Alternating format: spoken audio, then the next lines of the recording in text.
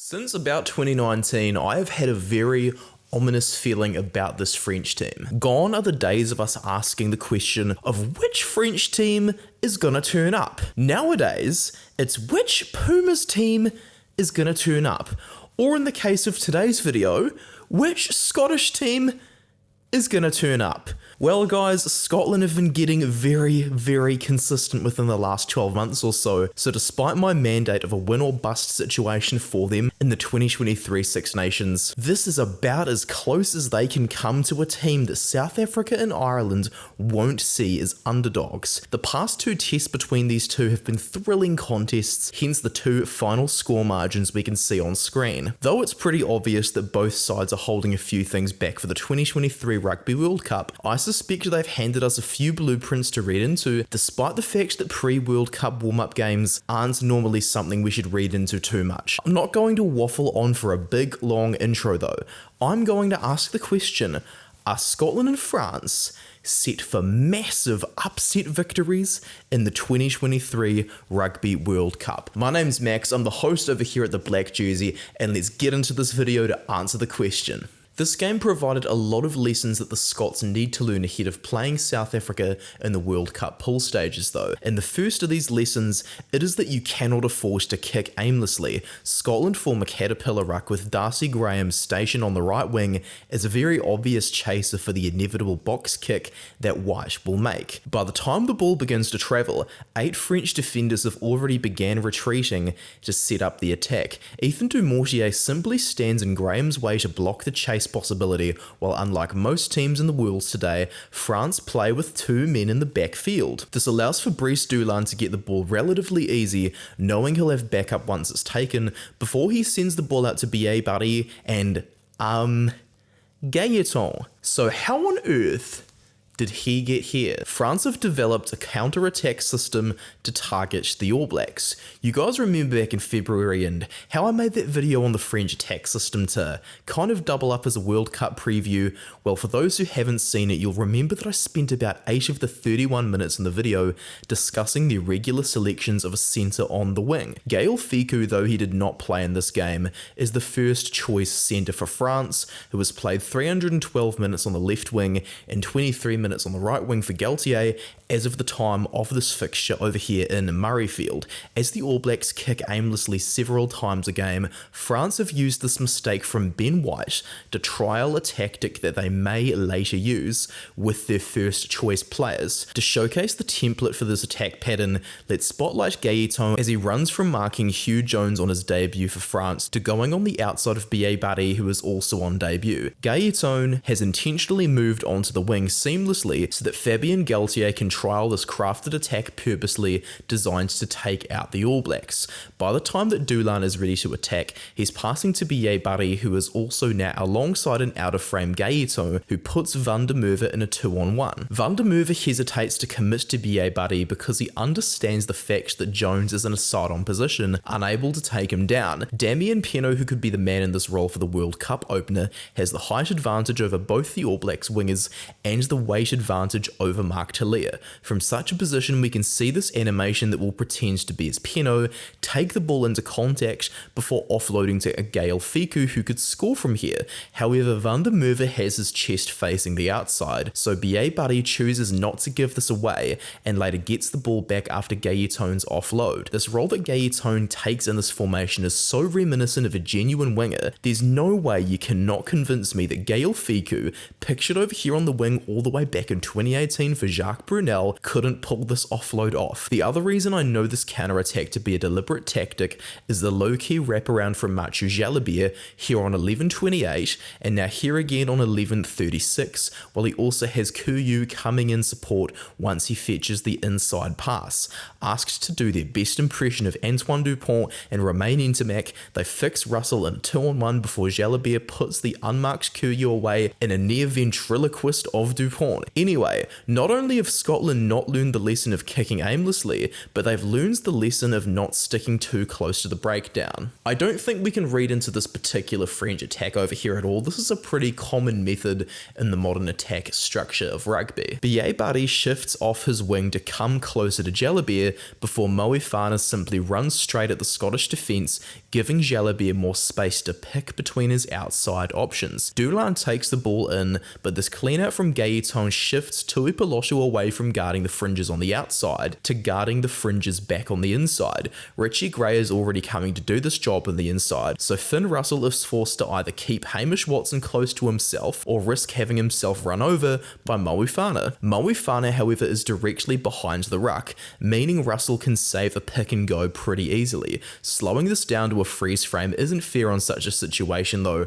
Russell only has a split second to make this decision and gets it wrong. Watson's late shift to the wing means Jalabert has a 3-on-2, so he sucks Watson in before forcing Kinghorn to choose between tackling Bielle-Biarrey and Dumoutier. If Watson moved earlier though, he would be directly in front of Bielle-Biarrey with Russell marking Jalabert on his own.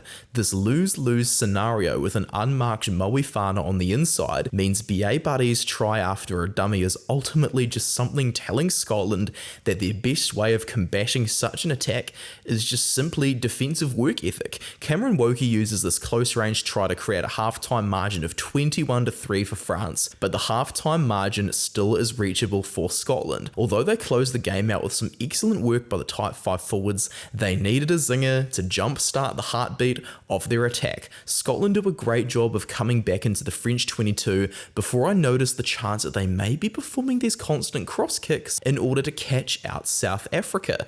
This cross kick is something that Scotland have been getting pretty good at, as we can see against Wales during the Six Nations. Although France right now aren't in the same formation that a South African defence normally takes, this is about as close to it as you are going to get. Dumoutier is on the far side of the pitch, but he has his eyes on Russell, giving Darcy Graham the space on the outside. He's been in this space so that he can cover the pass down this blue axis towards Kinghorn, as Gilchrist and Dempsey are both quite obvious decoy runners. Instead of utilising the axis out the back to get Kinghorn to pass to Graham, Russell instead kicks so that Graham can be in more of a finishing position. In this recent video I made on the All Blacks win over the Springboks from this season, I explained how Lukhanyo Armour is the only defender who actually rushes forward in a South African system, while as we can see in this example, a press defence closes the space on the wing first.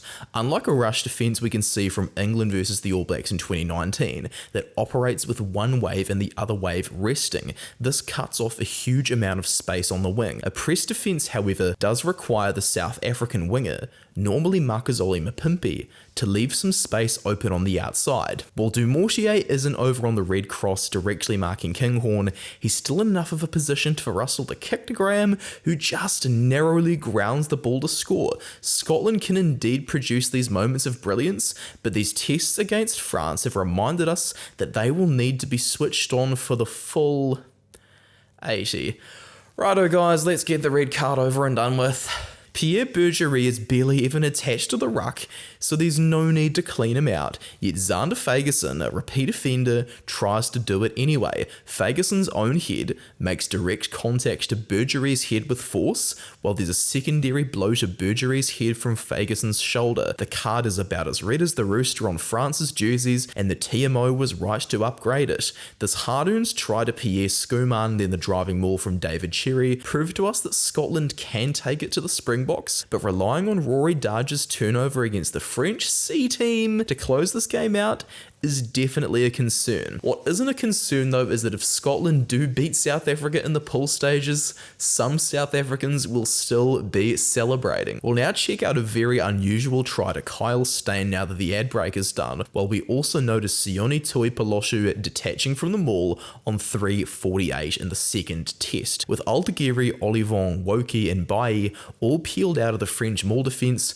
Scotland can easily advance forward even more. Finn Russell, in probably his best ever match for Scotland though, has a trick. Tuipulotu's maul exit has him standing opposite Peno, while Van der Merwe is in a loop position that the animation shows us, which will lead to him being marked by Dante as Fiku lines Jones up, with Villiers doing the same to Kinghorn. As Price floats the ball to Jones though, we also notice there's a little chance for Van der Merwe to loop around to Jones's outside. If Van der Merwe commits to the animation we show on 353, Villiers, France's smallest back, will be forced to commit to him, hence why he isn't standing in a wide enough stance to mark Kinghorn. Although the pass to Kinghorn looks like a pass that I would make, Villiers' side-on position gives Ramos no other choice but to take the bait and rush up at the 100 kg Kinghorn. Kinghorn though is the Scottish Geordie Barrett, and having played many minutes for Gregor Townsend in the 10 jersey, he has the skill set to put Kyle Steyn away for the opening try.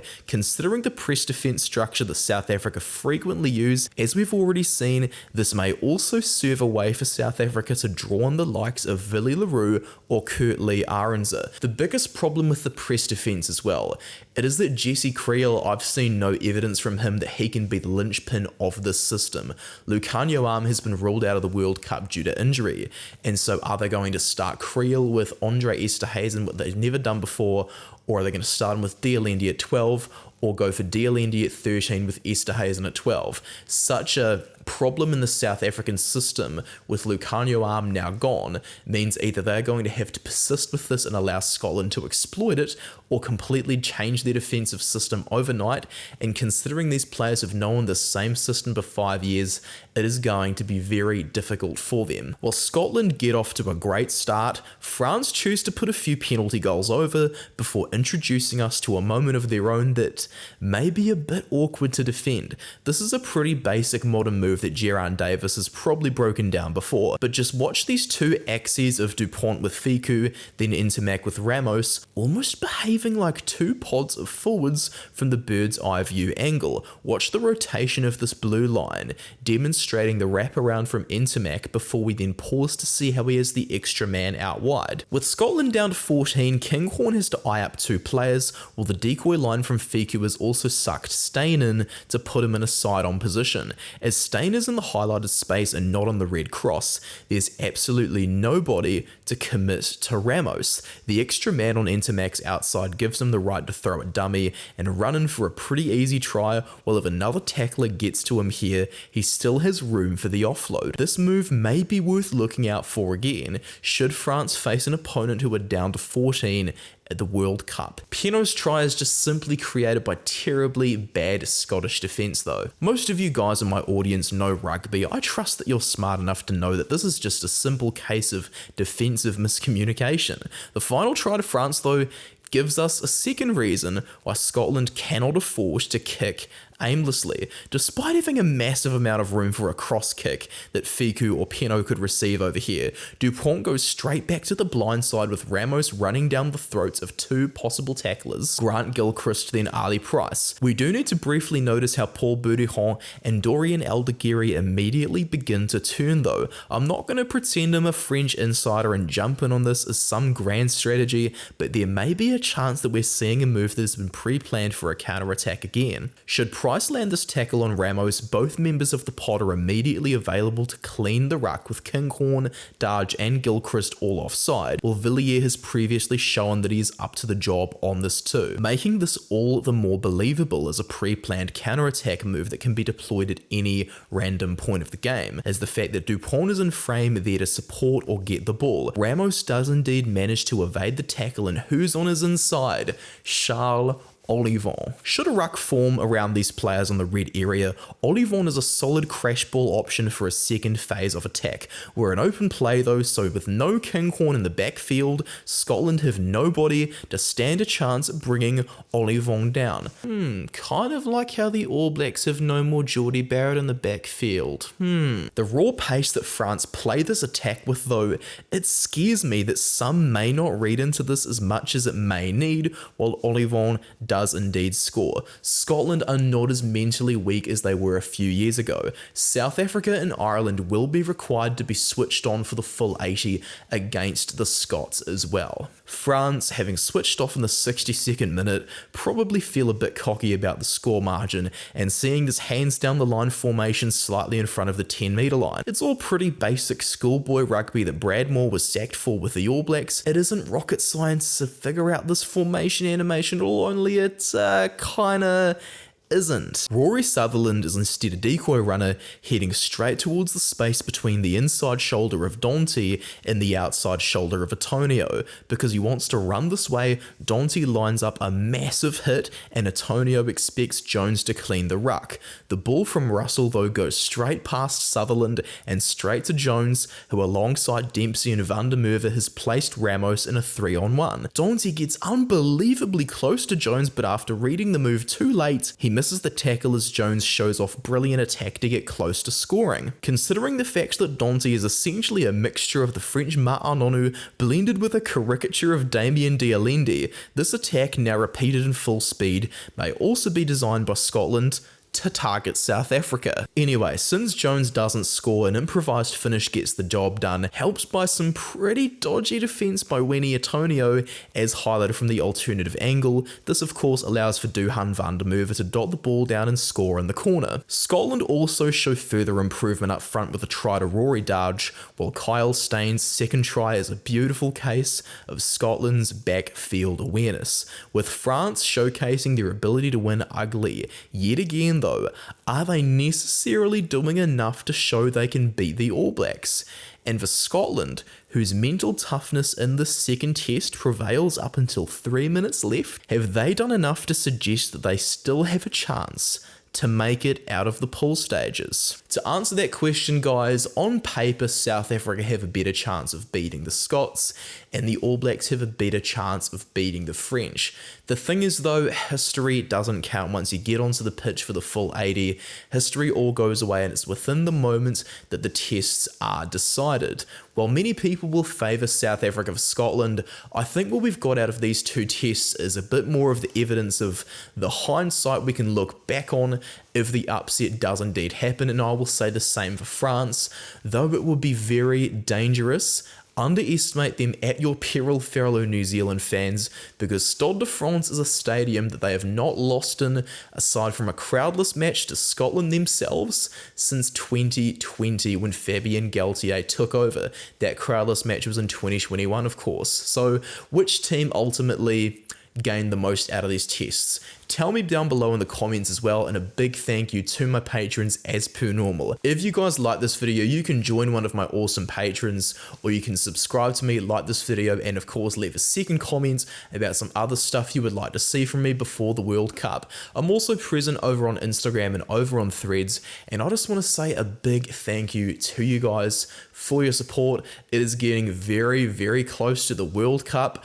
I have had 4 to 5 hours or so of sleep, I think, before recording this video. So now that the recording's all done, I'm going to get some shut-eye, edit this tomorrow, and release the video to you guys. Cheers for watching. Thank you very much from Max.